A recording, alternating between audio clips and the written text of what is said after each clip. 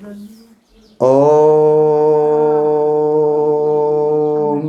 श्री गणेशाय नमः। ओम श्री परमात्मने नमः। ओम श्री गुरुवे नमः। बोलिए सियापत रामचंद्र भगवान की जय। पवन सुत हनुमान जी महाराज की जय। श्री रामचरितमानस के बालकांड 358 नंबर दोहा में प्रवेश करते हैं। भाग 12। कीन सोच सब सहज सुचे, सरित पुनीति नहाए। प्रातिक्रिया करतात पही, आए चारों भाई। स्वभाव से ही पवित्र चारों भाइयों ने सब शौचालय से निवृत्त होकर पवित्र सरयू नदी में स्नान किया और प्रातः क्रिया संध्या वंदनाद करके वे पिता के पास आए। भूप विलोके लिए उरलाई, और बैठे हरस रजाय सुपाई। देख राम सब सभा जुड़ानी, लोचन लाव अवध अनुमानी। और राजा देखते ही उन्हें हृदय से लगा लिया। तदंतर वे आज्ञा पाकर हर्षित होकर बैठ गए। मेरे प्रभु श्री राम जी के दर्शन कर और नेत्रों के लाभ की बस यही सीमा है, ऐसा अनुमान करके सारी सभा शीतल हो गई। अर्थात सबके तीनों प्रकार के ताप सदा के लिए मिट गए। फिर मुनि वशिष्ठ जी और विश्वामित्र जी आए। राजा ने उनको सुंदर आसनों पर बिठाया और पुत्रों समेत उनकी पूजा करके उनके चरणों लगे। और दोनों गुरु श्री राम जी को देख करके प्रेम में मुग्ध हो गई। वशिष्ठ जी धर्म के इतिहास कह रहे हैं और राजा रनिवास सहित सुन रहे हैं, जो मुनियों के मन को भी अगम्य है। ऐसी विश्वामित्र जी की करनी को वशिष्ठ जी ने आनंदित होकर के बहुत प्रकार से वर्णन किया। वामदेव जी कहने लगे, ये सब बातें सत्य हैं। आज विश्वामित्र जी की सुंदर कीर्ति तीनों लोकों में छाई हुई है। यह सुनकर सब किसी को आनंद हुआ। श्री राम लक्ष्मण के हृदय में अधिक उत्साह आनंद हुआ है। नित्य ही मंगल आनंद और उत्सव होते हैं। इस तरह आनंद में दिन बीतते जा रहे हैं और अयोध्या आनंद से भरकर उमड़ पड़ी है। आनंद की अधिकता अधिक अधिक बढ़ती ही जा रही है। अच्छा दिन, शुभ मुहूर्त शोध कर सुंदर कंकड़ खोले गए। मंगल आनंद और विनोद कुछ कम नहीं है। अर्थात बहुत हुए। इस प्रकार नित्य नए सुख को देखकर देवता सिहाते हैं और अयोध्या में जन्म पाने के लिए ब्रह्मा जी से याचना करते हैं। और आज दूल्हा दुल्हन और उनके दोनों के कंकड़ खुले गए हैं। विश्वामित्र जी नित्य ही चलना अपने आश्रम जाना चाहते हैं, पर प्रभु राम जी स्नेह और विनयवश रह जाते हैं और दिनों दिन राजा का शोभना भाव प्रेम देकर महामुनिराज विश्वामित्र जी की सराहना करते हैं।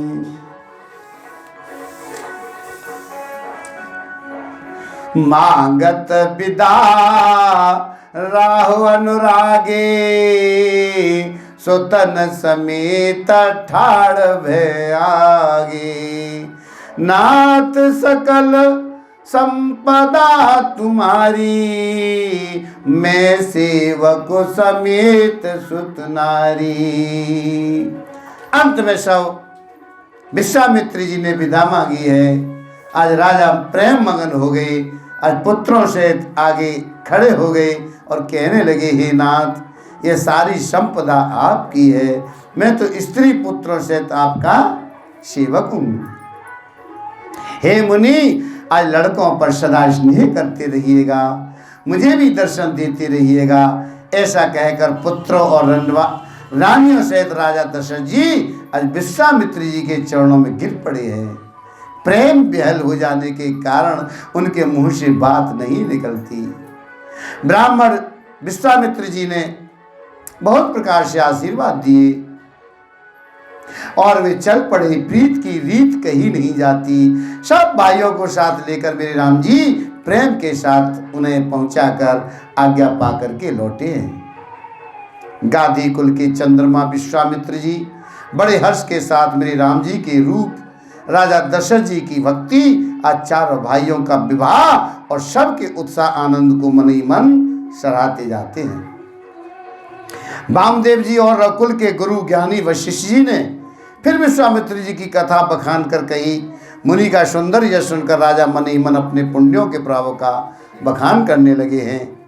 आज्ञा हुई तब सब लोग अपने अपने घरों को लौटे हैं। राजा दशरथ जी भी पुत्रों सहित महल में गए और जहाँ तहाँ सब मेरे राम जी के विवाह की गाथाएं गा रहे हैं और श्री राम जी का पवित्र श्वेत तीनों लोकों में छा गया है।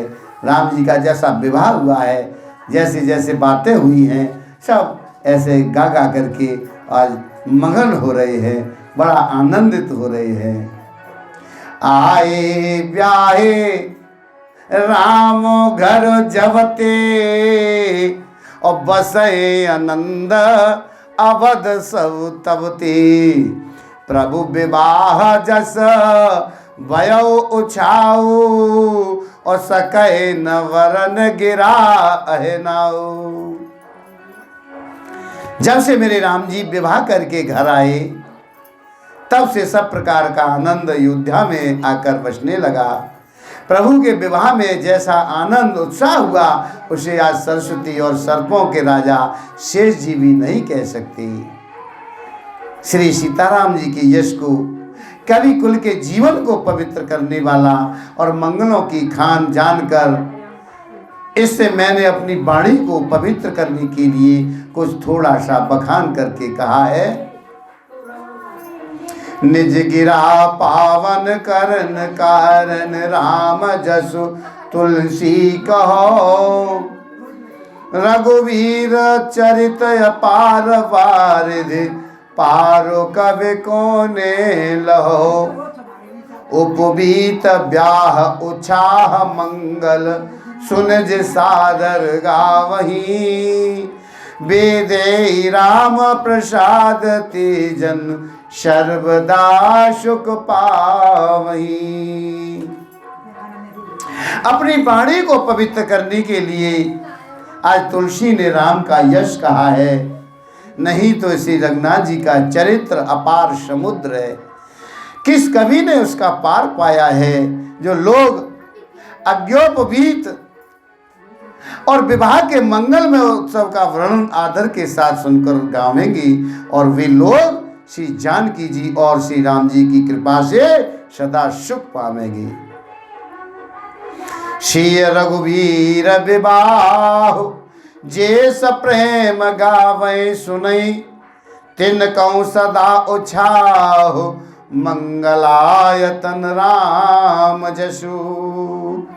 श्री सीता जी और मेरे प्रभु रघुनाथ जी के विवाह प्रसंग को जो लोग प्रेम पूर्वक गाएं सुनेंगे उनके लिए सदा उत्साह आनंद ही उत्साह है। क्यों कि श्री रामचंद्र जी का यश मंगल का धाम है। मास पारायण 12वां विश्राम। बालकांड समाप्त। श्री गणेशाय नमः। श्री रामचरितमानस के द्वितीय सोपान और अयोध्या कांड में प्रवेश करते हैं। श्री राम जय जय राम। श्री राम जय जय राम। बोलो श्री राम जय राम जय जय राम, बोलो श्री राम श्री राम जय राम जय जय राम, श्री राम जय राम जय जय राम। ईशांके च विभाति भूधर सुता देवा पगा मस्तके, भाले बाल विदुर्गले च गरलम यशोरशि व्याल राट, सोऽयं भूति विभूषण सुरवरः सर्वाधिपः सर्वदा, सर्वः सर्वगतः शिवः शशिनिभः श्री शंकर पातु माम्। आज जिनकी गोद में हिमाचल सुता पार्वती जी, मस्तक पर गंगा जी, ललाट पर दुतिया का चंद्रमा, कंठ में हलाहल विश्व और वक्ष स्थल पर सर्पराज शेष जी सुशोभित है। वे भस्म से विभूषित आज देवताओं में श्रेष्ठ सर्वेश्वर, संहार करता या भक्तों के पाप नाशक, सर्व व्यापक, कल्याण रूप चंद्रमा के समान शुभ वर्ण श्री शंकर जी सदा मेरी रक्षा करें। आज रघुकुल को आनंद देने वाले मेरे प्रभु श्री रामचंद्र जी के मुखारविंद की जो शोभा, राज्यभिषेक से राजभिषेक की बात सुनकर न तो प्रसन्नता को प्राप्त हुई और न वनवास के दुख से मलिन ही हुई, वह मुख कमल की छवि मेरे लिए सदा सुंदर मंगलों की देने वाली हो। नीलांबुज श्यामल कोमलांगम सीता समारोपित भागम, पाणो महासायक चार चापम, नमामि रामम रघुवंशनाथम। नीले कमल के समान श्याम और कोमल जिनके अंग हैं, श्री सीता जी जिनके वाम भाग में विराजमान है और जिनके हाथों में क्रमशः अमोघ बाण सुंदर धनुष है, उन रघुवंश के स्वामी मेरे प्रभु श्री रामचंद्र जी को मैं नमस्कार करता हूँ। श्री गुरु चरण सरोज रज, निज मन मुकुर सुधार, वरनौ रघुबर विमल जस, जो दायक फल चार। श्री गुरु जी के चरण कमलों की रस से अपने मन रूपी दर्पण को साफ करके मैं श्री रघुनाथ जी के उस निर्मल यश का वर्णन करता हूं जो चारों फलों को, धर्म अर्थ काम मोक्ष को देने वाला है। जब ते राम ब्याहे घर आए, नित नव मंगल मोद बधाए, भुवन चार दिश भूधर भारी, सुकृत मेघ बरसै सुख भारी। जब से मेरे प्रभु श्री राम जी विवाह करके घर आए हैं, तब से अयोध्या में नित्य नए मंगल हो रहे हैं और आनंद के बधाई बज रहे हैं। आज 14 लोक रूपी बड़े भारी पर्वतों पर पुण्य रूपी मेघ सुख रूपी जल बरसा रहे हैं। रिद्धि सिद्धि और संपत्ति रूपी सुहावनी नदियां उमड़ उमड़ कर अयोध्या रूपी समुद्र में आ मिली हैं। नगर के स्त्री पुरुष अच्छी जाति के मणियों के समूह हैं, सब प्रकार से पवित्र, अमूल्य और सुंदर हैं। नगर का ऐश्वर्य कुछ कहा नहीं जाता, ऐसा जान पड़ता है मानो आज ब्रह्मा जी की कारीगरी बस इतनी है। सब नगर निवासी मेरे राम जी के मुख चंद्र को देखकर सब प्रकार से सुखी हैं। सब माताएं और सखी सहेलियां अपनी मनोरथ पूरी बेल की बेल को फली हुई दे करके आनंदित हैं। आज मेरे श्री राम जी के रूप गुणशील और स्वभाव को देखकर सुनकर राजा दशरथ जी आज बहुत आनंदित हो रहे हैं और सबके हृदय में ऐसी अभिलाषा है और सब महादेव जी को मनाकर प्रार्थना करके कह रहे हैं कि राजा अपने जीते जी आज प्रभु राम जी को युवराज पद दे दें। सब ऐसे कहने लगे हैं। एक समय रघुकुल के राजा दशरथ जी अपने सारे सामान सहित राजसभा में विराजमान थे। महाराज समस्त पुण्यों की मूर्ति हैं, उन्हें मेरे राम जी का सुंदर यश सुनकर अत्यंत आनंद हो रहा है। सब राजा उनकी कृपा चाहते हैं और लोकपालगण उनके रुख को रखते हुए अनुकूल होकर प्रीत करते हैं। पृथ्वी आकाश पाताल तीनों भुवनों में भूत भविष्य वर्तमान तीनों कालों में आज दशरथ जी के समान बड़भागी आज कोई नहीं है। आज मंगलों के मूल मेरे राम जी जिनके पुत्र हैं, उनके लिए जो कुछ कहा जाए सब थोड़ा है। राजा ने स्वाभाविक ही हाथ में आज दर्पण लिया है, उसमें अपना मुंह देकर मुकुट को सीधा किया। दर्पण में जब मुख देखा है तो मुकुट टेढ़ा सीधा किया है। बेटी समाधि ले गई का ध्यान से सुन रही हो? हाँ।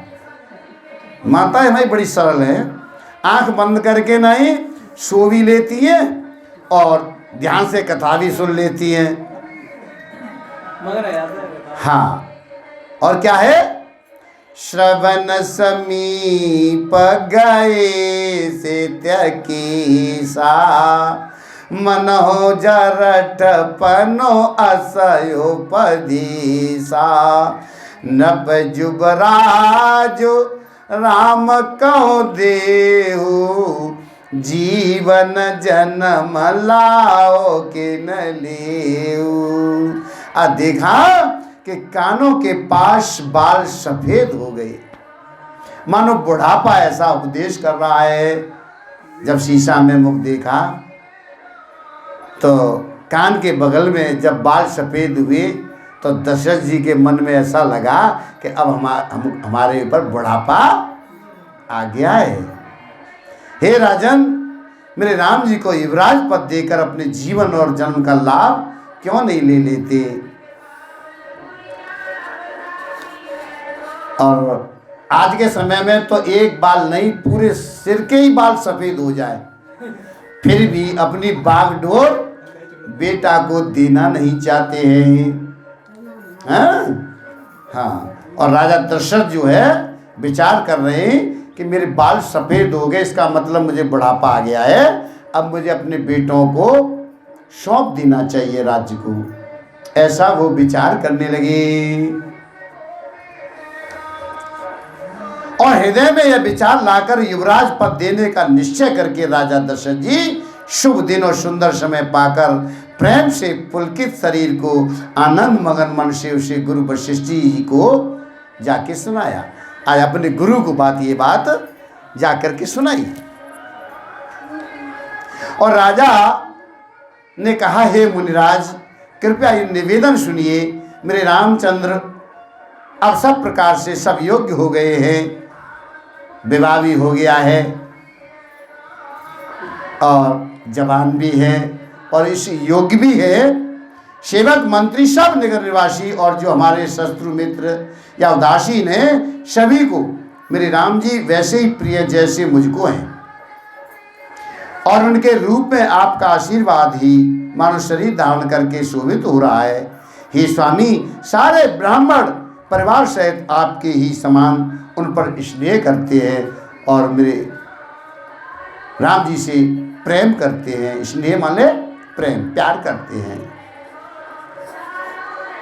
जो लोग गुरु के चरणों की रज को मस्तक पर धारण करते हैं वे मानो समस्त ऐश्वर्य को अपने वश में कर लेते हैं। इसका अनुभव मेरे समान दूसरे किसी ने नहीं किया है।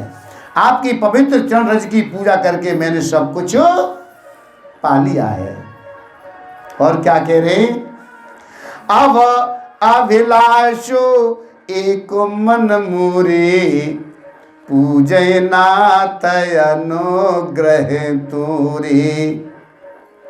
ऊपर आ जाओ चाची, ऊपर बैठो। मोने प्रसन्न लख सहज स्नेहु, कहु नरेश रजाय सुदेहु। चल वंदना करो। अब मेरे मन में एक ही अभिलाषा है प्रभु, हे नाथ, वह भी आप ही के अनुग्रह से पूरी होगी। राजा का सहज प्रेम देखकर राजमुनि ने प्रसन्न होकर कहा, नरेश आज्ञा दीजिए, कहिए क्या अभिलाषा है, आपके मन में क्या बात है। कहने लगे हैं, ध्यान दे। हे राजन, आपका नाम और यश ही संपूर्ण मनचाही वस्तुओं को देने वाला है। हे राजाओं के मुकुटमणि, आपके मन की अभिलाषा फल का अनुगमन करती है, अर्थात आपके इच्छा करने पहले ही फल उत्पन्न हो जाता है। राधे, शांत बैठे और अपने जी में गुरुजी को सब प्रकार से प्रसन्न जानकर हर्षित होकर राजा कोमल वाणी से कहने लगे हैं, हे नाथ, मेरे राम जी को युवराज कीजिए, कृपा करके कहिए, आज्ञा दीजिए तो तैयारी की जाए और मेरे जीते जी ये आनंद उत्सव हो जाए, जिससे सब लोग अपने नेत्रों का लाभ प्राप्त करें। प्रभु, आपके प्रसाद से शिव जी ने सब कुछ निभा दिया है, सब इच्छाएं पूर्ण कर दी, केवल यही एक लालसा मन में रह गई है और तो सब इच्छाएं पूरी हो गई। हाँ, यही एक और इच्छा है, इसको भी पूरी करें। और इस लालसा के पूर्ण हो जाने पर फिर सोच नहीं, शरीर रहे या चला जाए, जिससे मुझे पीछे पछतावा न होगा। आज दशरथ जी के मंगल और आनंद के मूल सुंदर वचन सुनकर मुनि मन में बहुत प्रसन्न हुए हैं। वशिष्ठ जी कहने लगे, हे राजन सुनिए, जिनसे विमुख होकर लोग पछताते हैं और जिनके भजन बिना जी की जलन नहीं जाती, आज वही स्वामी सर्वलोक महेश्वर मेरे श्री राम जी आपके पुत्र हुए हैं, जो पवित्र प्रेम के अनुगामी हैं। श्री राम जी पवित्र प्रेम के पीछे पीछे चलने वाले हैं, इसी से तो प्रेमवश आपके पुत्र हुए हैं। राम जी तो प्रेम के पीछे चलते हैं, जब प्रेम होता है ना, उसके तो पीछे पीछे चलते हैं। और राम जी को तो प्रेम ही प्यारा है। राम ही केवल प्रेम प्यारा, और जान ले जोई जान निहारा। हे राजन, अब देर ना कीजिए, शीघ्र सब सामान सजाइए। शुभ दिन और सुंदर मंगल तभी है जब मेरे राम जी युवराज हो जाएं, अर्थात उनके अभिषेक के लिए सभी दिन शुभ और मंगलमय हैं। राजा आनंदित होकर और महल में आए। उन्होंने सेवकों को तथा मंत्री सुमंत्र को बुलवाया और लोगों ने जय जीव कहकर सिर नवाए। राजा ने सुंदर मंगलमय वचन मेरे राम जी को युवराज पद देने का प्रस्ताव सुनाई।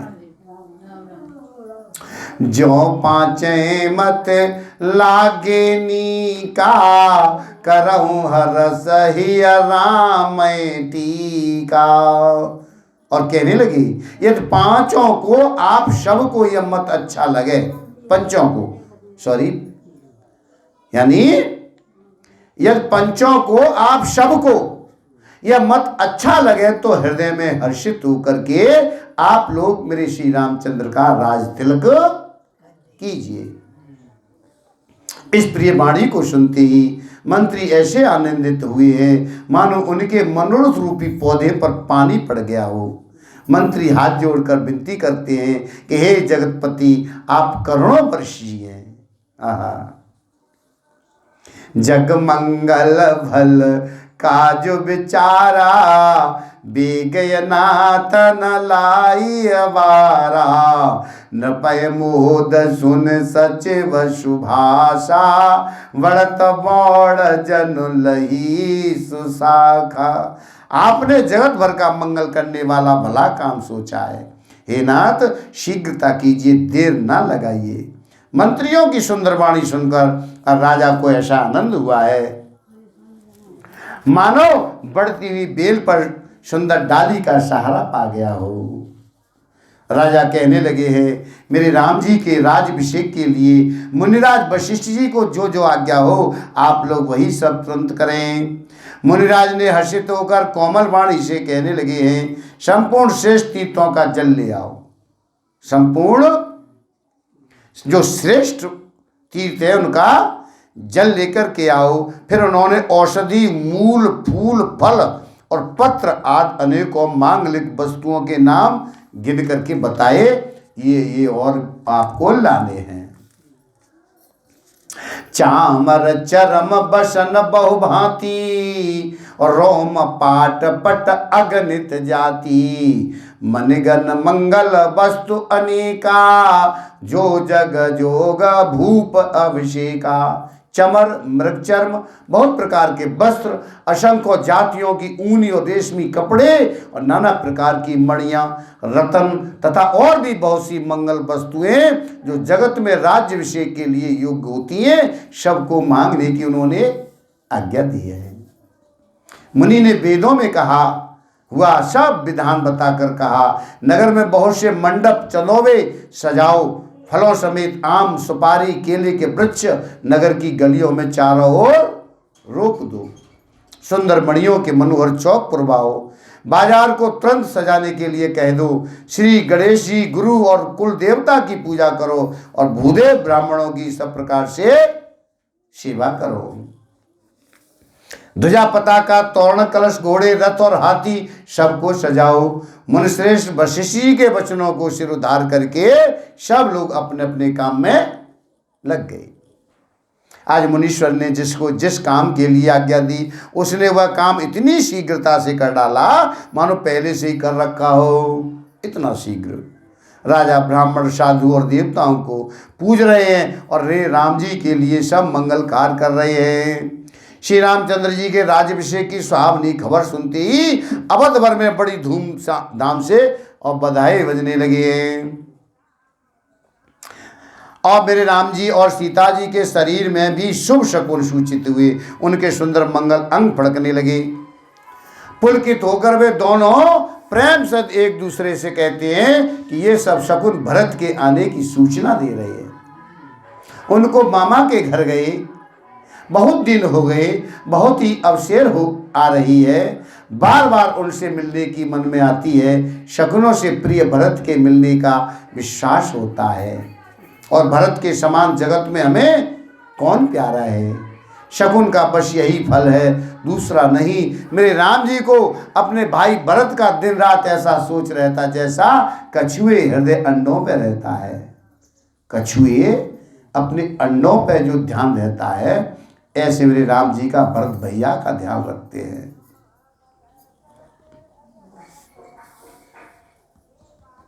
और इसी समय यह परम मंगल समाचार सुनकर सारा रनिवास हर्षित हो गया। और जैसे चंद्रमा को बढ़ते देखकर समुद्र में लहरों का विलास आनंद से शोभित होता है, सबसे पहले रनिवास में जाकर जिन्होंने यह वचन समाचार सुनाई, उन्होंने बहुत से आभूषण और वस्त्र पाए हैं। रानियों का शरीर प्रेम से पुलकित हो उठा और मन प्रेम मग्न हो गया। सब मंगल कलश सजाने लगी हैं। सुमित्रा जी ने मणियों, रत्नों के बहुत प्रकार के अत्यंत सुंदर और मनोहर चौक पूरे आनंद में मगन हुई। मेरे राम जी की माता कौशल्या जी ने ब्राह्मणों को बुलाकर बहुत सा दान दिए हैं। उन्होंने ग्राम देवियां, देवता और नागों की पूजा की है। फिर बलि भेंट देने का कहा। तात्काल सिद्ध होने पर फिर पूजा करने की मनौती मानी है और प्रार्थना की है कि जिस प्रकार मेरे राम जी का कल्याण हो, दया करके वही वरदान दीजिए। कोयल की सी मीठी बाणी वाली, आज चंद्रमा के समान मुख वाली और हिरण के बच्चे से नेत्रों वाली स्त्रियां मंगल गान करने लगी हैं। और मेरे राम जी का राज्याभिषेक सुनकर सभी स्त्री पुरुष हृदय में हर्षित उठे और विधाता को अपने अनुकूल समझकर सब सुंदर मंगल साथ सजाने लगे। तब राजा ने वशिष्ठ जी को बुलाया और शिक्षा समयोचित उपदेश देने के लिए मेरे राम जी के महल में भेजा। गुरु का आगमन सुनते ही मेरे रघुनाथ जी ने दरवाजे पर आकर उनके चरणों में मस्तक नवाया, आदरपूर्वक अर्घ देकर उन्हें घर में लाए, षोडशोपचार से पूजा करके उनका सम्मान किया है। फिर सीता जी सहित उनके चरण स्पर्श किए और कमल के समान दोनों हाथों को जोड़कर श्री राम जी कहने लगे। क्या कह रहे हैं? यद्यप सेवक के घर स्वामी का पधारना मंगलों का मूल, अमंगलों का नाश करने वाला होता है, तथापि हे नाथ उचित तो यही है कि प्रेम पूर्वक दास को ही कार्य के लिए बुला भेजते, ऐसी ही नीति है। परंतु प्रभु आपने प्रभुता छोड़कर स्वयं यहाँ पधार कर जो स्नेह किया, इससे आज यह घर पवित्र हो गया। हे गोसाई, अब जो आज्ञा हो मैं वही करूं। और स्वामी की सेवा में जो सेवक का लाभ है। मेरे राम जी के प्रेम से सने हुए वचनों को सुनकर आज मुनि वशिष्ठ जी ने मेरे रघुनाथ जी की प्रशंसा करते हुए कहा, हे राम, भला आप ऐसा क्यों न कहें, आप सूर्यवंश के भूषण जो हैं। श्री रामचंद्र जी के गुणशील और स्वभाव का बखान करके मुनिराज प्रेम से पुलकित होकर के कहने लगे हैं, हे राम जी, राजा दशरथ जी ने राज्याभिषेक की तैयारी की है, वे आपको युवराज पद देना चाहते हैं। इसलिए हे राम जी, आज आप उपवास, हवन आदि विधि पूर्वक सब संयम कीजिए, जिससे विधाता कुशल पूर्वक इस काम को निभा दे, सफल कर दे। आज गुरु जी शिक्षा देकर राजा दशरथ जी के पास चले गए। मेरे राम जी के हृदय में यह सुनकर इस बात का बड़ा खेद हुआ है। जन्मे एक संग सब भाई, भोजन शयन केले लरकाई, करन भेद उपबीत बिहाया, और संग संग सब भय उचार। हम सब भाई एक ही साथ जन्मे हैं।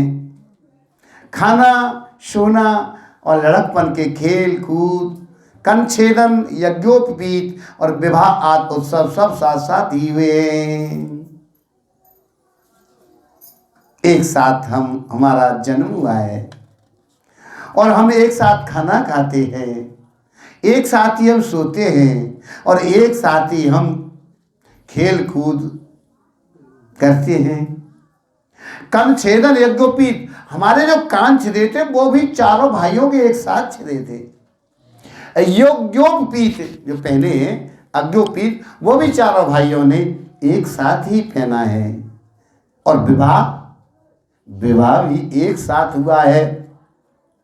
यह उत्सव सब साथ साथ हुए हैं कि सोच रहे कि जब सारे उत्सव साथ साथ हुए हैं, पर इस निर्मल वंश में यही एक अनुचित बात हो रही है कि और सब भाइयों को छोड़कर अब राज्याभिषेक एक बड़े का ही, मेरा ही होता है। आज बाबा तुलसी कहने लगे कि प्रभु श्री राम जी का सुंदर प्रेमपूर्ण पछतावा भक्तों के मन की कुटिलता को हरण करें।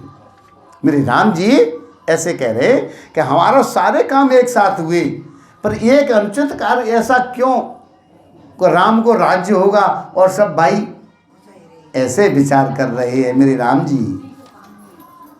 और उसी समय प्रेम और आनंद में मगन लक्ष्मण जी आ गए और रघुकुल रूपी कुमुद के खिलाने वाले चंद्रमा श्री रामचंद्र जी ने प्रिय वचन कहकर उनका सम्मान किया है।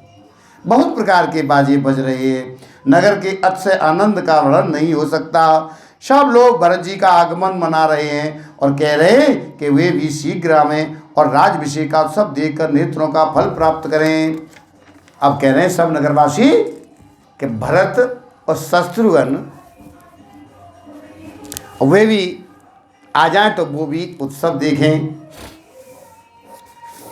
बाजार, रास्ते, घर गली और चबूतरों पर जहां तहां पुरुष और स्त्री आपस में यही कह रहे हैं कल वह शुभ लगन मुहूर्त कितने समय है, और सब विधाता हमारी अभिलाषा पूरी करेंगे। अब कल के लिए सब, और जब मेरे सीता जी सहित मेरे राम जी स्वर्ण के सिंहासन पर विराजेंगे और हमारा मन चीता होगा, मन कामना पूरी होगी। और इधर तो सब यह कह रहे हैं कि कल कब होगा, उधर कुचक्री देवता विधन बना रहे हैं। देवता सोच रहे हैं कि अब ये क्या हो रहा है, इसमें कोई विधन डालो। देवता घबरा रहे हैं। उन्हें देवताओं को अवध के बधावे नहीं सुहा रहे। अवध में जो खुशी हो रही है राज्याभिषेक की, वो देवताओं को अच्छी नहीं लग रही है। जैसे चोर की चांदनी रात नहीं भाती। चोर चोरी करने जाता है और उजेली रात हो तो उसे अच्छी नहीं लगती है।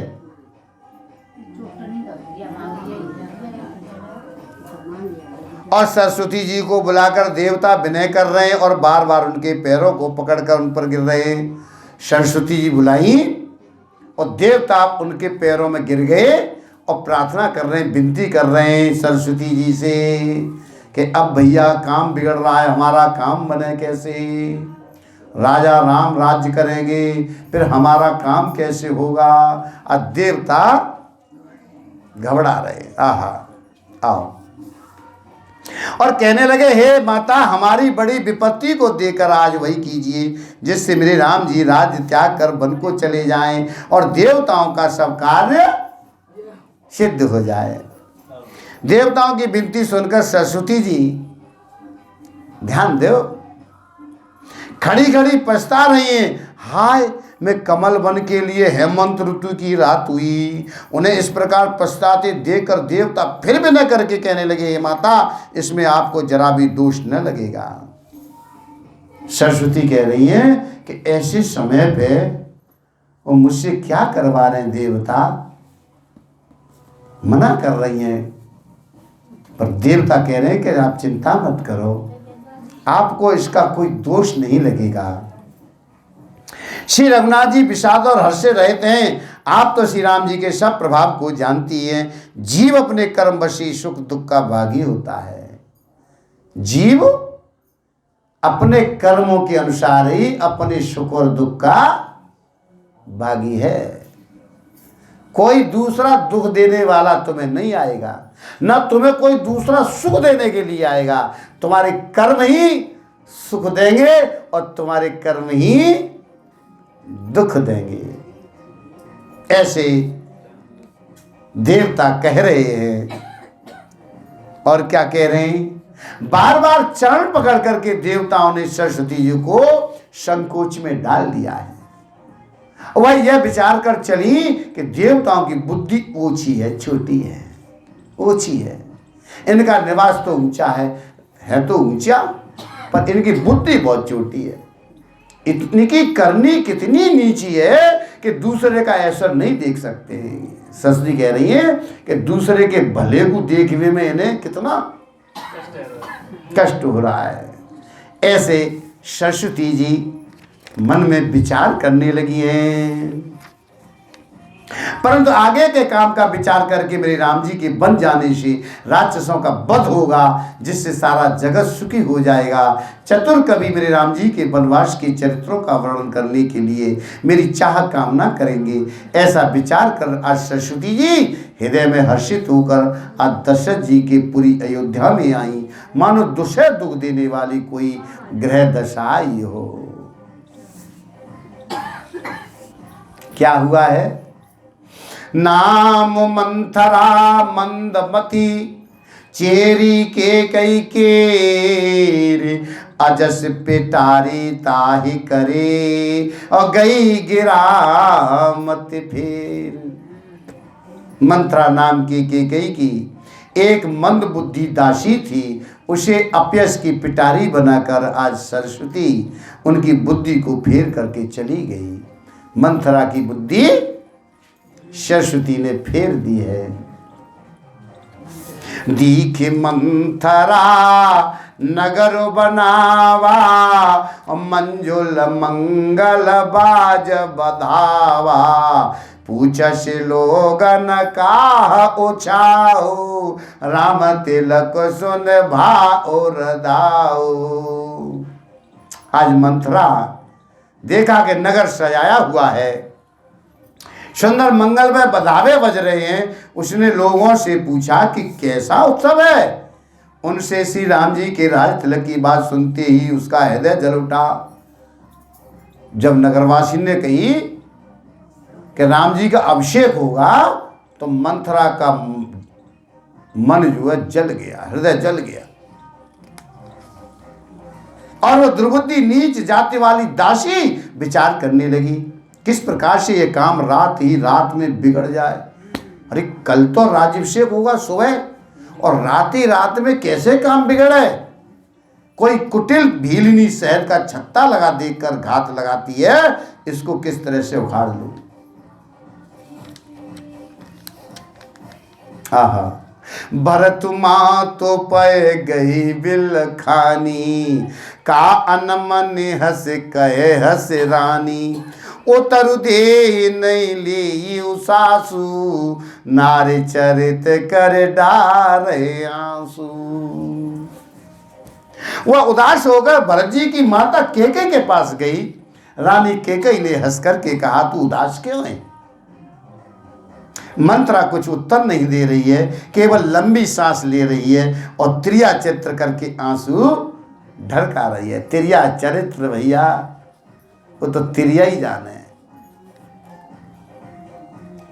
हंस कहे रान गालो बड़ तूरे, दीन लखन से कह समन मोरे। तबौ न बोल चेरे बड़ पापिन, छाड़िए श्वास कार्य जनो सापिन। रानी हंसकर के कहने लगी कि तेरे बड़े गाल, तू बहुत बढ़ बढ़कर बोलने वाली है। मेरा मन कहता है कि लक्ष्मण ने तुझे कुछ सीख दे दी है। लक्ष्मण ने कुछ तुझे सिखा दिया है क्या, दंड दिया है तुझे, कुछ दंड दे दिया है क्या। तब भी वह महापापनी दासी कुछ भी नहीं बोली है। ये क्रिया चरित्र है। ऐसी लंबी सांस छोड़ रही है मानो काली नागन फुफकार छोड़ रही हो, फुसकार भर रही है। तब रानी ने डरकर कहा, अरे कहती क्यों नहीं है, क्या बात है। मेरे रामचंद्र, राजा लक्ष्मण, भरत और शस्त्रों कुशल से तो है ना। यह सुनकर कुबरी मंत्रा के हृदय में बड़ी ही पीड़ा हुई। वह कहने लगी, हे माई, हमें कोई क्यों सीख देगा, और मैं किसका बल पाकर गाल करूंगी, बढ़ बढ़कर बोलूंगी। और रामचंद्र को छोड़कर आज और किसकी कुशल है जिन्हें राजा युवराज पद दे रहे हैं। आज कौशल्या को विधाता बहुत ही दाहिने अनुकूल हुए हैं। देखकर उनके हृदय में गर्व समाता नहीं तो स्वयं जाकर सब शोभा क्यों नहीं देख लेती, जिसे देखकर मेरे मन में क्षोभ हुआ है। तुम्हारा पुत्र प्रदेश में है, तुम्हारा बेटा प्रदेश में है, और तुम्हें कुछ सोच नहीं। जानती हो कि स्वामी हमारे वश में हैं, और तुम्हें तो तोषक पलंग पर पड़े पड़े नींद लेना ही बहुत प्यारा लग रहा है। राजा की कपट भरी चतुराई तुम नहीं देखती। पहाड़ा उल्टा पड़ा रही है, तू राजा का कपट नहीं जानती है। तुझे तो पलंग पर पड़े पड़े नींद आ रही है। सुन प्रिय बचन मलिन मनु जानी, झुकी राने अवर रहुवर गानी। पुण्य से कबऊ कहस घर फोरी, और तब धर जीव कड़ावऊ तोरी। मंत्रा के प्रिय वचन सुनकर, किंतु उसको मन की मैली जानकर रानी झिझक करके डांट करके कहने लगी, बस अब चुप रहे, घर फोड़ी कहीं की। जो फिर कभी ऐसा कहा तो तेरी जीभ पकड़ करके निकलवा लूंगी। ऐसे केकई मंत्रा से कह रही है। तो क्या कह रही है, डांट के चढ़ बैठी ऊपर एकदम। काने खोरे कूबरे, काने खोरे कूबरे, कुटिल कुचाली जान। तिय विशेष पुन चेर कहे भरत मात मुस्कान। अरे काना, लंगड़ा, कुबड़ा, कटिल और कुचाली जानना चाहिए, उनमें भी स्त्री और खासकर तू दासी, उसमें भी तू दासी है। इतना कहकर भरजी की माता कैकेयी आज मुस्कुराने लगी है। प्रिय बादिन से कदी न हो तोई, सपने तो पर कोपन मोही, सुदिन सुमंगल दायक सोई, तोर कहा पुरजे दिन हुई। और कहने लगी, हे प्रिय वचन कहने वाली मंथरा, मैंने तुझको ये सीख दी है कि शिक्षा के लिए इतनी बात कही है, तुझे मुझ पर स्वप्न में भी क्रोध नहीं है। सुंदर मंगलदायक शुभ दिन वही होगा जिस दिन तेरा कहना सत्य होगा, अर्थात श्री राम का राज्य तिलक होगा। आज कैकेयी अपने मन में बड़ा खुश हो रही है। अरे तेरा जो वाणी से कह रही है राज तिलक के बारे में, वह सत्य हो जाए, ऐसे कैकेयी बड़ा खुश हो रही है, आनंद में मना रही है। बड़ा भाई स्वामी और छोटा भाई सेवक होता है, यह सूर्यवंश की सुहावनी रीत ही है। यह सचमुच कल ही श्री राम का तिलक है, तो हे सखी तेरे मन को अच्छी लगे वही वस्तु मांग ले, मैं दूंगी। आज कैकेयी इतनी खुश हो रही है, अगर राम का कल राज तिलक हो रहा है तो तुझे जो चीज चाहिए सो मांग ले, मैं बड़ा खुश हूं, आनंदित हूं। कौशल्या सम सब महतारी, कौशल्या सम सब महतारी, राम सहज सुभाय प्यारी, मोह पर करे स्नेह विशेषी, मैं कर प्रीति परीक्षा देखी। राम को सहज स्वभाव से सब माताएं कौशल्या के समान ही प्यारी हैं, मुझ पर तो वो विशेष प्रेम करते हैं। मैंने उनकी प्रीत की परीक्षा करके देख ली है। कथावाचक बीच बीच में तभी जयकारा लगा होता है।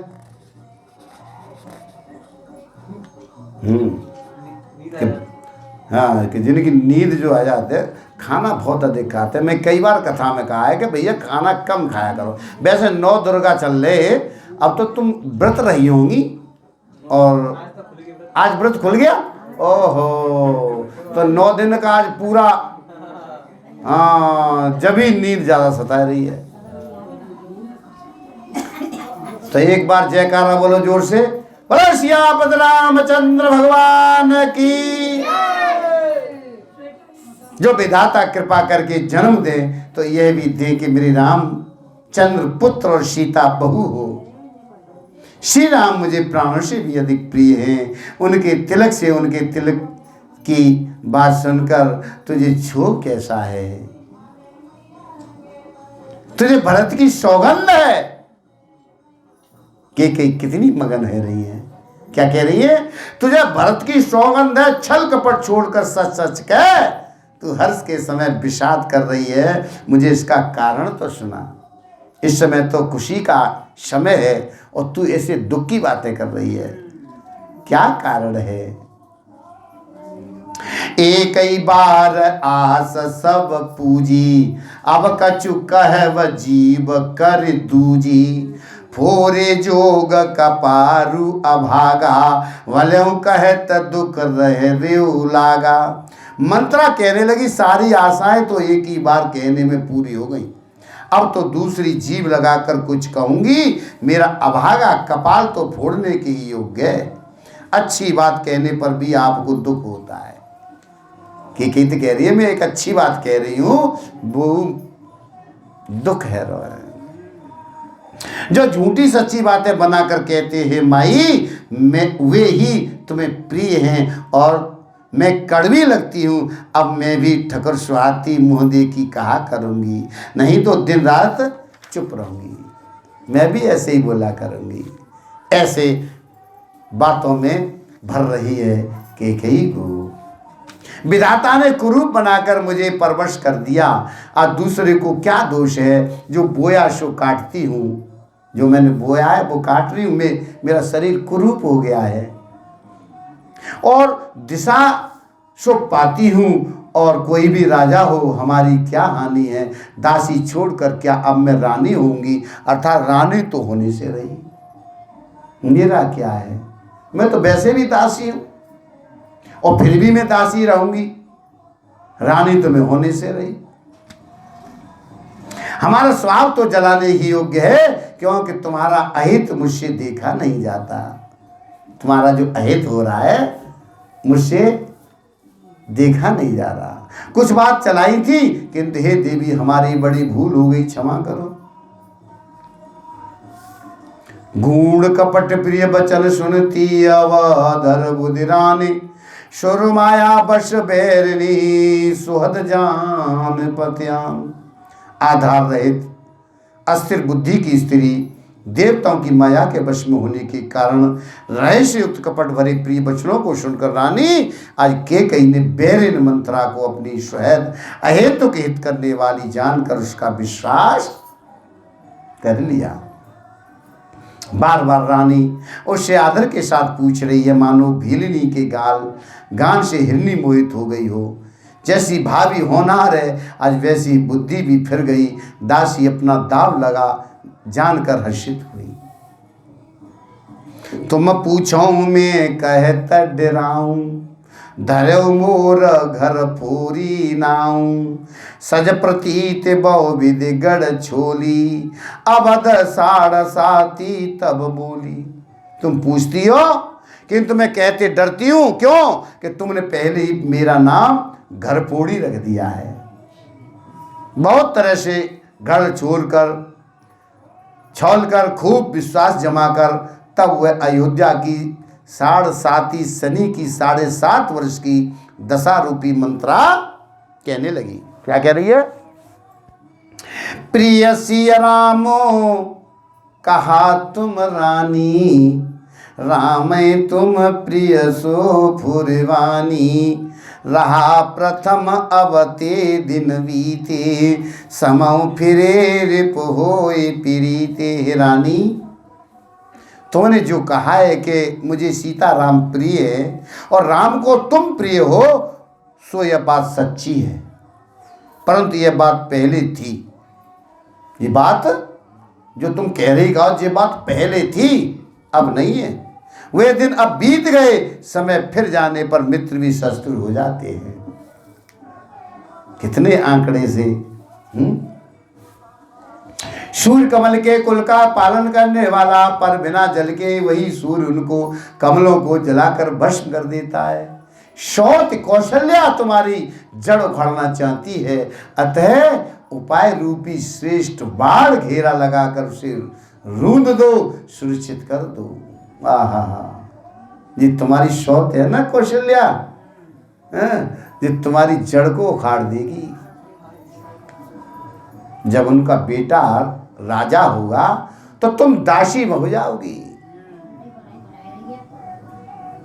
तुमको अपने सुहाग के झूठे बल पर कुछ भी सोच नहीं है। राजा को अपने वश में जानती हो, किंतु राजा मन के मैले और मुंह के मीठे हैं। आपका सीधा स्वभाव है, आप कपट चतुराई जानती नहीं है, आप तो सीधी सादी हैं। राम की माता कौशल्या बड़ी चतुर और गंभीर है, उसकी था कोई नहीं पाता। उसने मौका पाकर अपनी बात बना ली है, मौका मिल गया। राजा ने जो भरत को ननिहाल भेज दिया है, भरत को तो ननिहाल भेज दिया है, उसमें आप बस राम की माता की सलाह समझिए। ये माँ की सलाह है, मौका अच्छा है, भरत है नहीं इस समय घर पे। कौशल्या समझती है कि अब सब सौते तो मेरी अच्छी तरह सेवा करती हैं, और एक भरत की माँ पति के बल पर गर्वित रहती है। अपने पति पे गर्व है कैकेयी को। इसी से हे माई कौशल्या को तुम बहुत ही साल खटक रही हो, बहुत दिन से तुम खटक रही हो, किंतु वह कपट करने में चतुर है, अतः उसके हृदय का भाव जानने में नहीं आता। वह उसे चतुरता से छिपाई रहती है। वो तुम्हें समझ में ना रही, अंदर से बड़ा कपटी है। राजा का तुम पर विशेष प्रेम है कौशल्या, आज सौत के स्वभाव से उसे देख नहीं सकती, इसलिए उसने जाल रचकर राजा को अपने वश में करके भरत की अनुपस्थिति में राम के राज तिलक के लिए लगन निश्चय करा लिया है। राम को तिलक हो यह कुल रकुल के उचित ही है, पर यह बात सभी को स्वाती है और मुझे तो बहुत ही अच्छी लगती है, परंतु मुझे तो आगे की बात विचार कर डर लगता है। देव उलटकर इसका फल उसी कौशल्या को दे। वाह भाई वाह। इस तरह करोड़ों कुटिलपन की बातें गड़ गड़ करके छोल करके मंत्रा ने आज केकई को उल्टा सीधा समझा दिया और सैकड़ों सौतों की कहानियां इस प्रकार बना बना कर कहीं जिस प्रकार विरोध बढ़े। और उस सौतन की बात बताई कि ऐसी होते सौत। आज केकई का मन को पलट दिया है। होनहार बस केकई के मन में विश्वास हो गया। रानी फिर सौगंध दिलाकर पूछने लगी। मंथरा बोली, क्या पूछती हो? अरे तुमने अब भी नहीं समझा, अपने भले बुरे को अथवा मित्र शत्रु को तो पशु भी जानते, अभी तुम समझ नहीं पाई।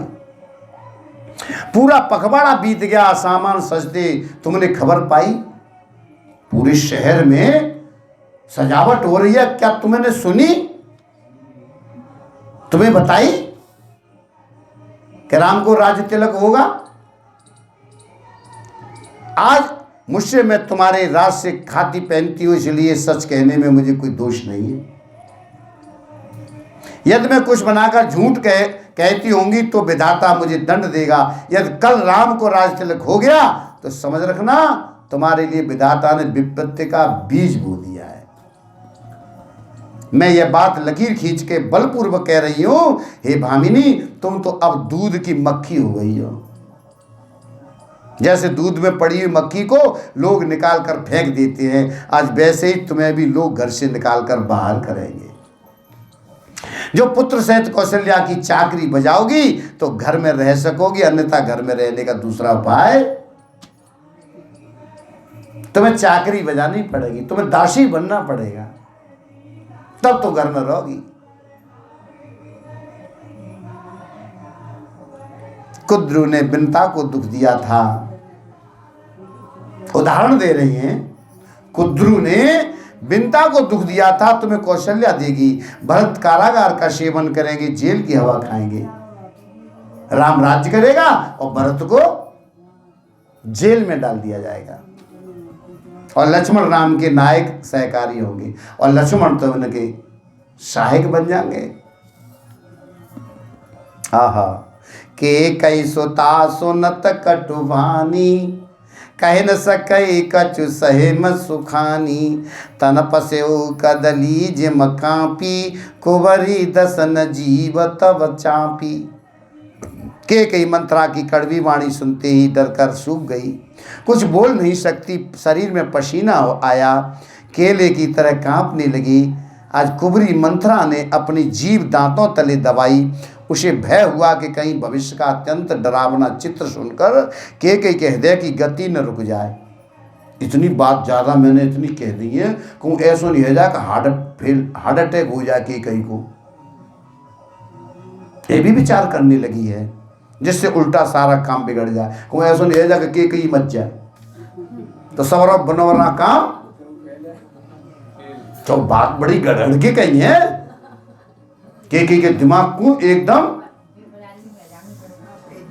फिर कपट की करोड़ों कहानियां कह करके और कहानी सुनाई। उसने रानी को खूब समझाया कि धीरज रखो, मन समझा रही है। अरे धीरज रखो, केकई का भाग पलट गया। उसे कुचाल प्यारी लगी और बगुली को हंसनी मानकर बैरिन को हित मानकर उसकी सराहना करने लगी। आहा, बगुल आए वो हंस मानने लग गई। जो बैरी है वह अपनी सहायिका मानने लग गई। सुन मंथरा बात फुर तूरी, दाहिन आंखें नित्य फरके मोरी। दिन प्रति देखो रात को सपने, कहो न तो ये मुँह बस अपने। केकई कह रही है, मंथरा सुने, तेरी बात सत्य है।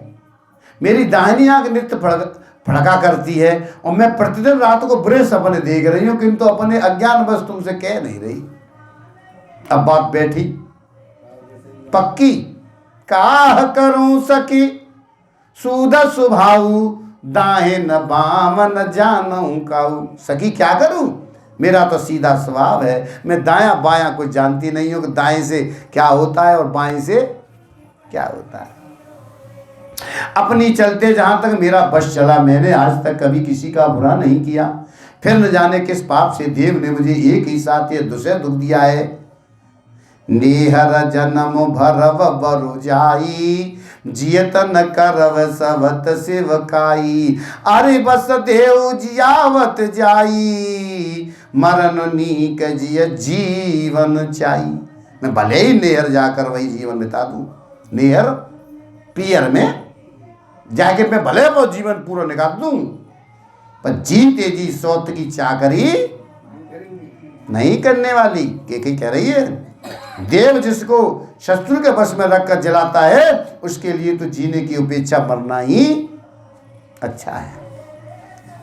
रानी ने बहुत प्रकार के दीन वचन कहे हैं, उन्हें सुनकर कुंवरी ने त्रिया चरित्र फैला दिया और वह कहने लगी, तुम मन में गिलानी मानकर ऐसा क्यों कह रही हो? तुम्हारा सुख सुहाग दिन दिन दूना होगा। जिसने तुम्हारी बुराई चाहिए वही परिणाम में वह बुराई रूप फल पाएगी। हे स्वामिन, मैंने सबसे यह कुमत सुना है और तब से मुझे न तो दिन में कुछ भूख लगती है और न रात में नींद आती है। मैंने ज्योतिषियों से पूछा तो उन्होंने रेखा खींचकर गणित करके अथवा निश्चय पूर्वक कहा कि भरत राजा होंगे। ये सत्य बात है। हे भामिनी, तुम करो तो उपाय मैं बताऊं, राजा तुम्हारी सेवा के बस में है। अगर तुम कर सको तो उपाय मैं बताऊं, राजा तो तुम्हें बस में है ही। राजा तो तुम्हें बैसू बस में रहे। केकई कहने लगी, मैं तेरे कहने से कुएं में गिर सकती हूँ, पुत्र और पति को भी छोड़ सकती हूँ। पुत्र को छोड़ दूं कहे तो पति को छोड़ दूं। और जब तू मेरा बड़ा भारी दुख देखकर कुछ कहती है तो भला मैं अपने हित के लिए उसे क्यों नहीं करूंगी। कुंवरी ने केकई को सब तरह से जब कबूल करवाए थे, अर्थात बलि पुष्प बनाकर कपट रूप छुरी को अपने कठोर हृदय रूपी पत्थर पर टेया और उसकी धारा को तेज किया। और रानी केकई अपने निकट के शीघ्र आने वाले दुख को कैसे नहीं देखती, जैसे बलि का पशु हरी हरी घास चरता है, पर यह नहीं जानता कि मौत सिर पर नाच रही है। मंत्रा की बातें सुनने में तो कोमल हैं, पर परिणाम में कठोर भयानक है। मानो वह शहद से घोलकर जहर पिला रही है, शहद में मिला करके कड़वी दवा दे रही है। और दासी कहती है, स्वामिन, तुमने मुझको एक कथा कही थी, उसकी याद है कि नहीं? कौन सी कथा? अद्वि बरदान भूपसन थाती, मांगो आज जोड़ा बहु छाती। सुतैरा जो राम वनवासु, देव लेउ सब सवित हुलासु। तुम्हारे दो वरदान राजा के पास धरोहर हैं, आज उन्हें राजा से मांग कर अपनी छाती ठंडी कर लो और पुत्र को राज और राम को वनवास दो। शौत का सारा आनंद तुम ले लो। जब राजा राम की सौगंध खा लें तब वर मांगना, जिसे वचन न टलने पावे। आज की रात बीत गई तो काम बिगड़ जाएगा।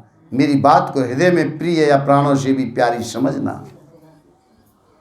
पापनी मंत्रा ने बड़ी बुरी घात लगा करके कहा, कोप भवन में जाओ, सब काम बड़ी सावधानी से बनाना, राजा पर सहसा विश्वास न कर लेना, उनकी बातों में भी मत आ जाना।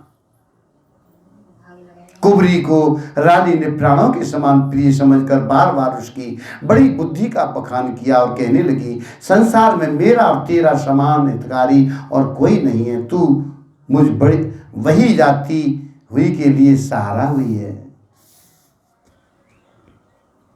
जो विधि पूरब मनोरथ काली, करो तो ये चक पूतर आली। बहुविधि चिरई आदरु दी, कोप भवन गवनी के।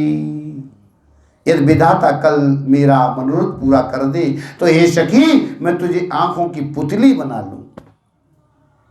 इस प्रकार दासी को बहुत तरह से आदर देकर आज कैकेयी कोप भवन में चली गई।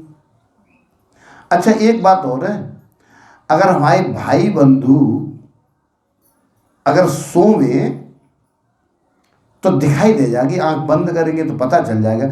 माताओं पर एक बहुत बड़ी सुविधा है कि पर्दा नीचे डाल करके आराम से सोती रहती हैं। कितनी बार बोला है, बोलो सियापत रामचंद्र भगवान की।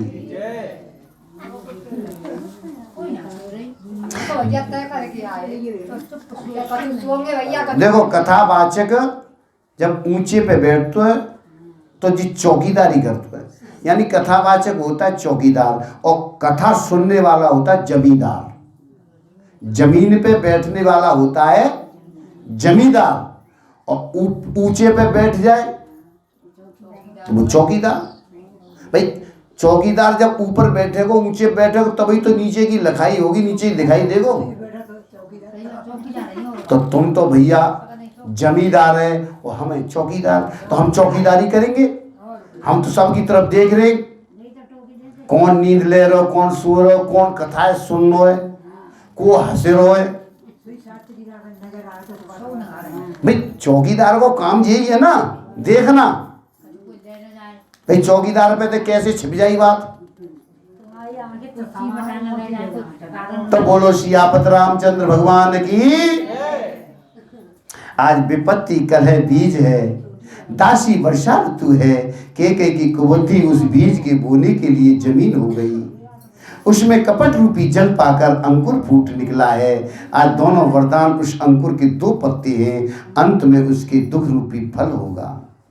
कैकेयी कोप का शब्द साज सजकर कोप भवन में जा हुई है। राज्य करती हुई वह अपनी दुष्ट बुद्धि से नष्ट हो गई। राजमहल और नगर में धूमधाम मच रही है। इस कुचाल को कोई कुछ नहीं जानता क्या होने वाला है। नगर में तो सारे में आनंद मनाया जा रहा है और सब कह रहे हैं कब सुबह निकले, कब दिन निकले, हम राजा को राज्याभिषेक देखें।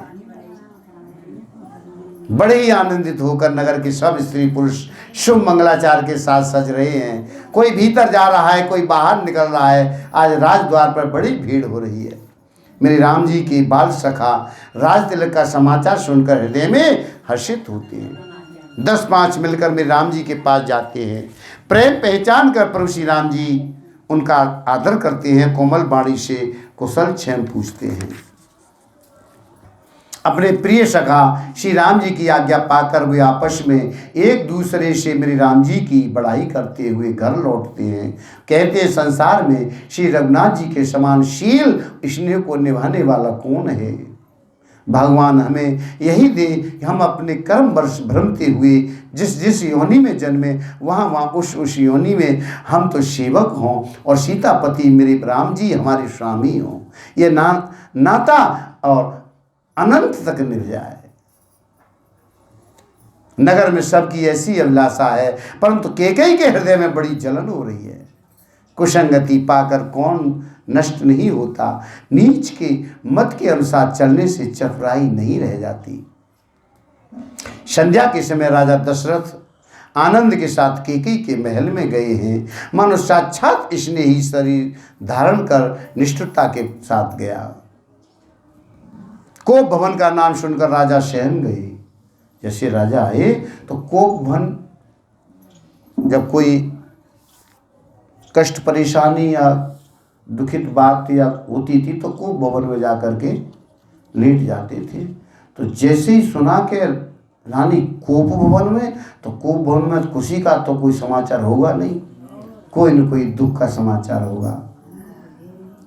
और आज दशरथ को जैसे ही सुना है तो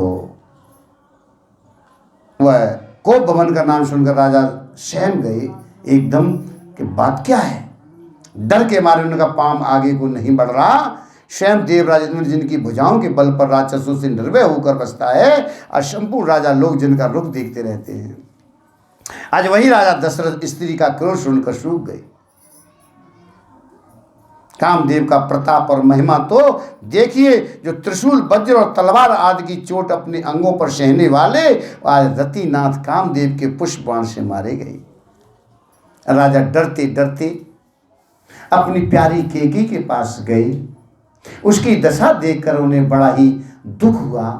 केकई जमीन पर पड़ी है, पुराना मोटा कपड़ा पहने हुए है, शरीर के नाना आभूषणों को उतार करके फेंक दिया। सब आभूषण पहन दिए हैं, साड़ी जो पहनी उतार दी, मोटी धोती साधा पहन करके आज जमीन पर पड़ी हैं।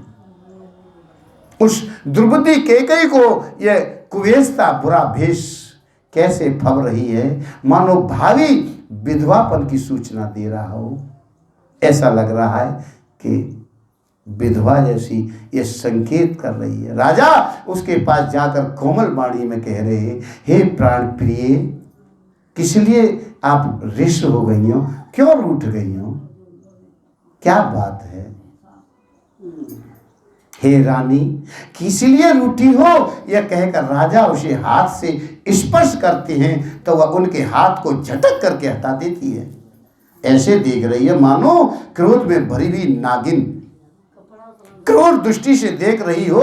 दोनों वरदानों की वासनाएं उस नागिन की दो जीवें हैं और दोनों वरदान दांत हैं।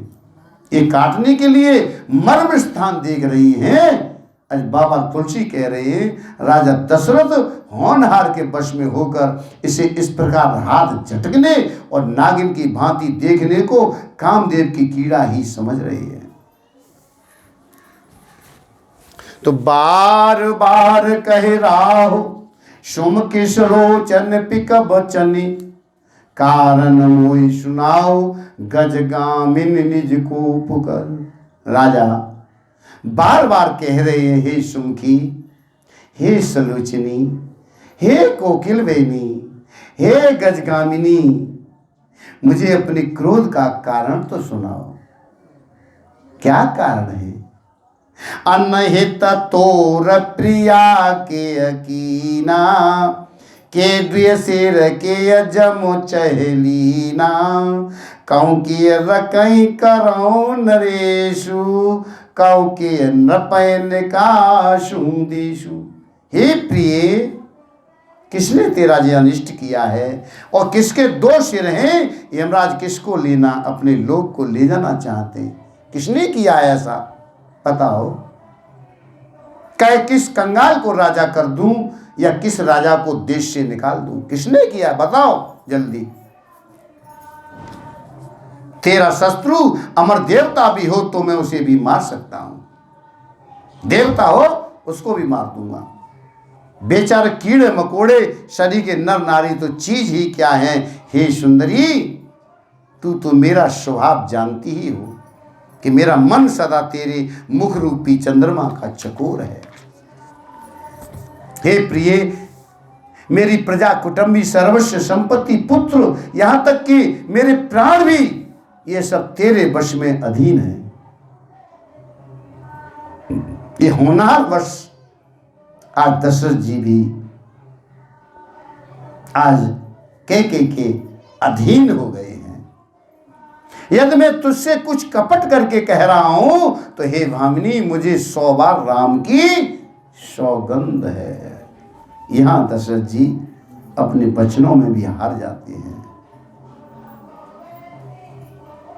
तो हंस करके प्रसन्नता पूर्वक अपनी मनचाही बात मांग ले और अपने मनोहर अंगों को इस आभूषणों से सजा ले। मौका बेमौका तो मन में विचार कर देख, हे प्रिय, जल्दी इस बुरे भेष को त्याग दे, अच्छा नहीं लग रहा है। यह सुन मन गुण शपथ बड़े बेहस उठी मति मंद, भूषण सजति बिलोकी मृगो मनो किरातिन फन।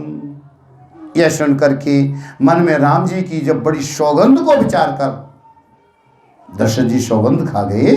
सौगंध को विचार कर मंद बुद्धि के कई हंसती हुई उठी और गहने पहनने लगी है। मानो कोई भीलनी मृग को देकर फंदा तैयार कर रही हो। पुण्य कहराओ शोहद जिय जानी, प्रेम पुलक मृदु मंजुलवानी। भामिन भयो तूर मन भावा, और घर घर नगर आनंद बदावा। अपने जी में केकई को शोध जानकर राजा दशरथ जी प्रेम से पुलकित होकर कोमल और सुंदर वाणी से कहने लगे, हे भामिनी, तेरा मन चीता हो गया है, नगर में घर घर आनंद बदावे बज रहे। कहाँ मालूम है दशरथ को कि इसी के वजह से जो केकई पड़ी है। और वे तो बड़ी खुशी के आनंद के साथ कह रहे, अरे केकई, तेरा जो मन चाहा काम हो रहा है।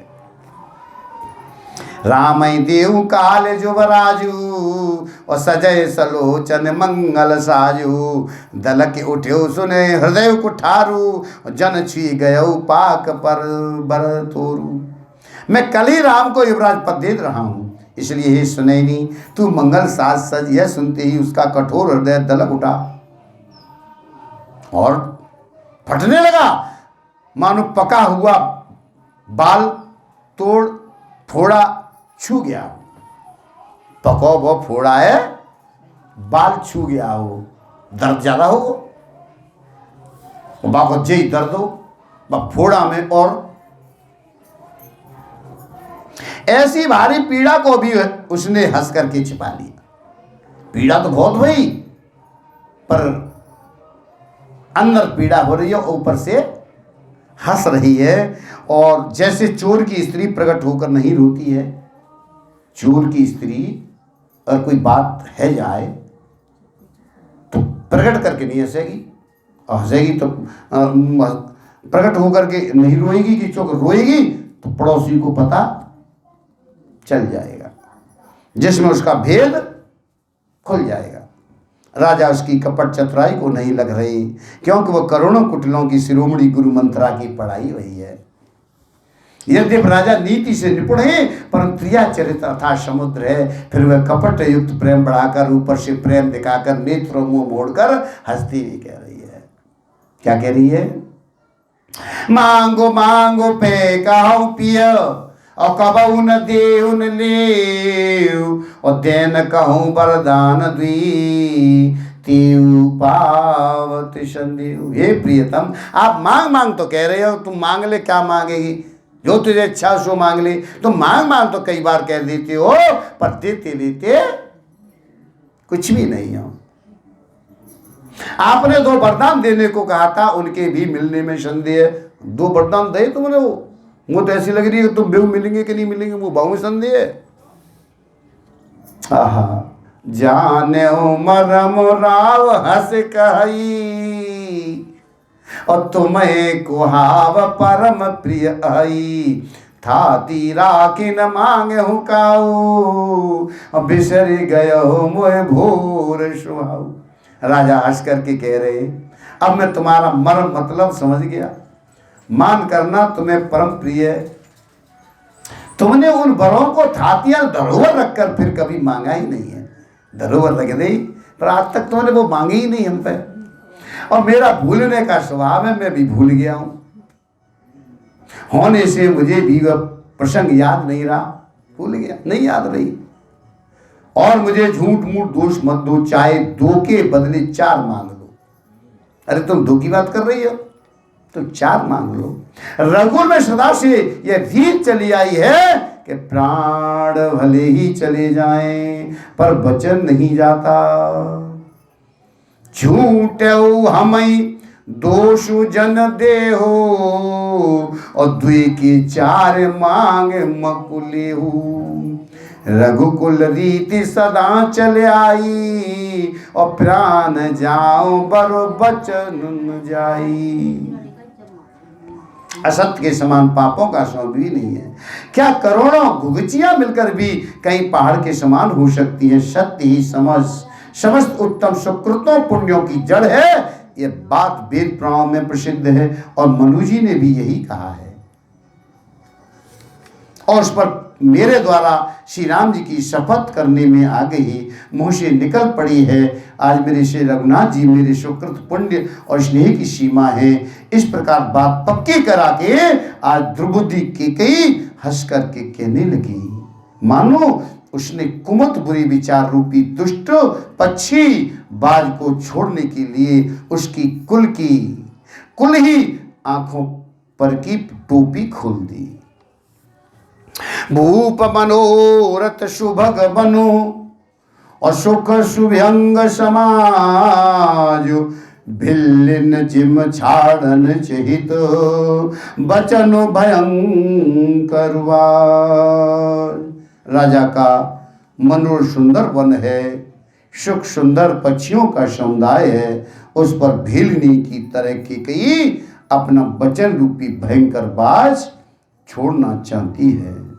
मास पारायण 13वां विश्राम। देखो हमारे संत भी कहा करते हैं, संतों के मुँह से भी सुना है कि एक बार जब चारों भाई खेल कूद कर रहे थे, खेल रहे थे, तो बच्चे पहले आंख मचोली बहुत खेला करती थी, आंख मचोली और आंख बंद कर लेती थी पीछे से, और फिर कहती थी कि तू मुझे पहचानता है मैं कौन हूँ। तो एक बार ऐसे ही खेल खेल रहे थे तो प्रभु राम जी ने कैकेयी के पीछे से दोनों आंखें बंद कर दी। कैकेयी कहने लगी, श्री राम कहने लगे कि पहचानो मैं कौन हूं, पहचानो।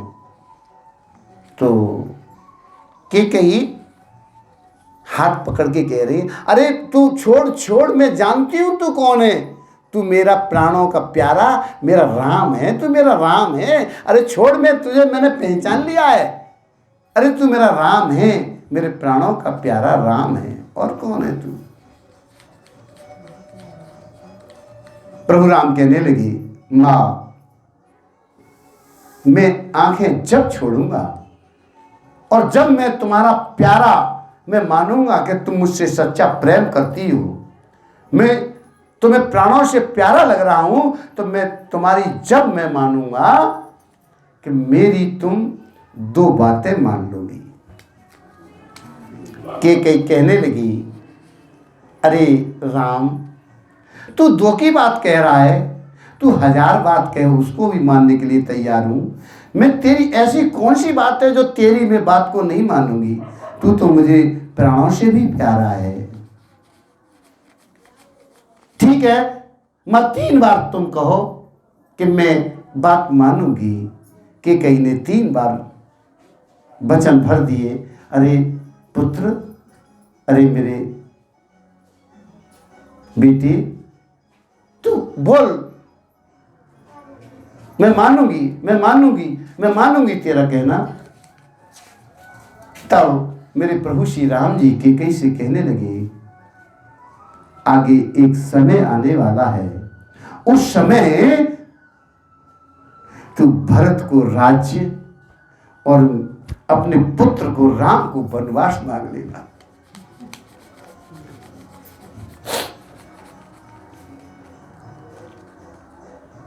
कैकेयी वचनों में बंध गए। आज उस वचन के खातिर कैकेयी ने इतना अपमान सहा कि आज संसार में कोई अपनी बेटी का नाम कैकेयी नहीं रखता है। क्यों? कि राम से ये वचन दे दिया था कि तू मुझे प्राणों से प्यारा है। और आगे भी आप सुनेंगी, अगर कैकेयी की भी इसमें कोई गलती नहीं है, कैकेयी की कोई कमी नहीं है। भाई कैकेयी को उन्होंने प्रेम के कारण राम को वचन दे दिया था, उस वचन को निभाने के लिए कैकेयी ने अपना सुहाग तक उजाड़ दिया और संसार में इतनी अपकीर्ति सहनी पड़ी। कारण यही कि प्रभु राम ने, जिस लिए प्रभु राम इस धरती पर जन्म लिया था, अवतार लिया था, उस कार्य को पूरा करने के लिए उन्होंने ये आगे लीला को बढ़ाया। अगर प्रभु राम राज्य करते तो ये राक्षस को, जिन राक्षसों को मारने के लिए आए थे, वह कार्य नहीं हो पाता। तो यही आज की कथा को विराम। कल फिर इसी प्रकार कथा आगे चलेगी और ये कथा प्रतिदिन चलती है। और 9 दुर्गों में आप लोग सभी ने इस कथा को श्रवण किया और समय मिले तो आप श्रवण करती रहे। कथा बरकरार 1-2 घंटे की रोजाना चलती है। बोलो सियापत रामचंद्र भगवान की। ओम।